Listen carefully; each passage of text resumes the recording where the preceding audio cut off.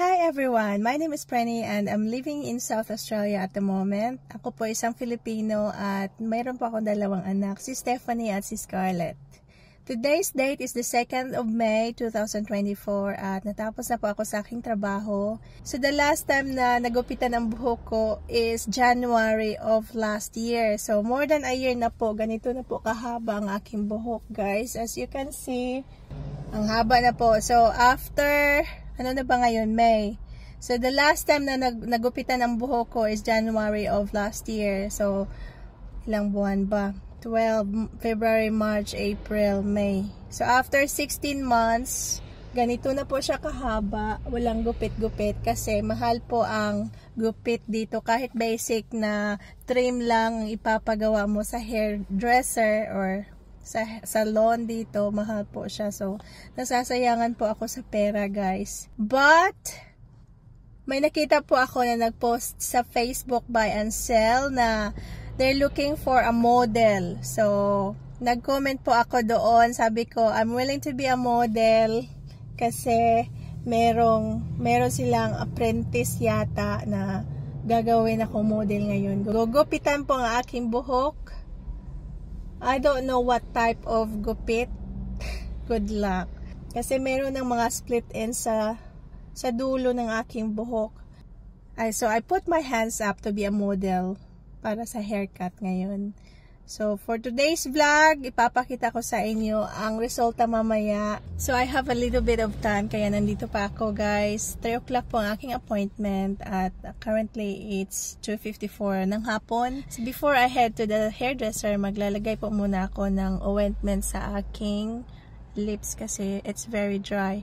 Dito po ay autumn na po guys at very dry po ang aking balat pag taglamig.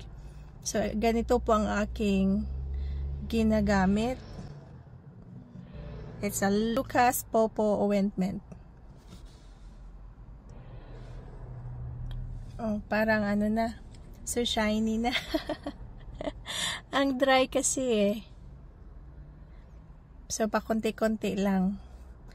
Ano lang to, mura lang to sa supermarket. You can buy this from any supermarket in town. Nakikita ko po na meron ito sa Pilipinas. This is very good for your dry skin.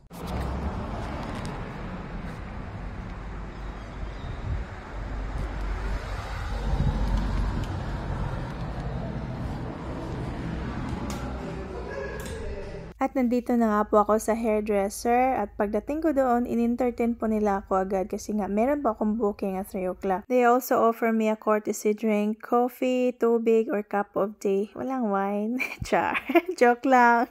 Sabi ko, no thank you kasi busog pa po ako. At nagbaon naman din ako ng tubig. Nakakahiya eh kasi pumunta ako doon for the free haircut so ayokong iti-take advantage yung mga services nila kasi nahihiya talaga ako. Hindi ko din ina-expect na i-hair wash ako eh. Sabi ko, I had a shower this morning. Nagsha-shampoo ako kanina. Sabi niya na free lang daw yung hair wash. Tapos nilagyan pa ng conditioner at minamasahe pa yung ulo ko. She also said na it's easier for her to trim my hair pag basa siya. So, okay, go lang ng go. And time check, it's 3:41 in the afternoon at syempre labasan na ng school kaya I decided to ring Stephanie ang aking panganay to check if they are okay. And to just let her know that I won't be home kasi nagpapaganda pa nga kanilang nanay in a million years ha. Hindi po ako palaging nagpapasalon. Ngayon lang kasi libre to eh. Siya nga pala yung aking mga anak ay sumasakay ng bus mula sa kanilang paaralan patungo sa bus stop na malapit sa aming bahay. So,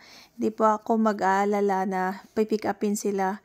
And it's very handy kasi it's very difficult to find a park sa kanilang paaralan. Always busy kasi eh. So, I am very grateful talaga na merong bus services ino-offer ang school nila para sa mga estudyanteng nakatira malayo sa paaralan. I think it's 5 kilometers or more. I am not so certain about this pero pasok po kami sa category. Can you please put the shopping away? I don't know where it's going. Yeah? That one. I don't know where all those go. Yeah, thank you. Can you do your homework too? I don't have... No? No homework? What about Scarlett? I'm just at the hairdresser. Okay? Scarlett, do you have homework? Scarlett has homework. Can you tell her to do her homework, please? Do your homework.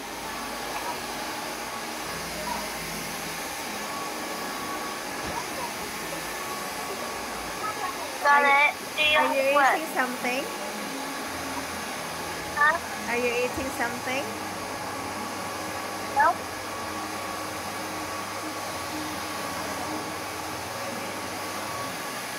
What do you think of my hair?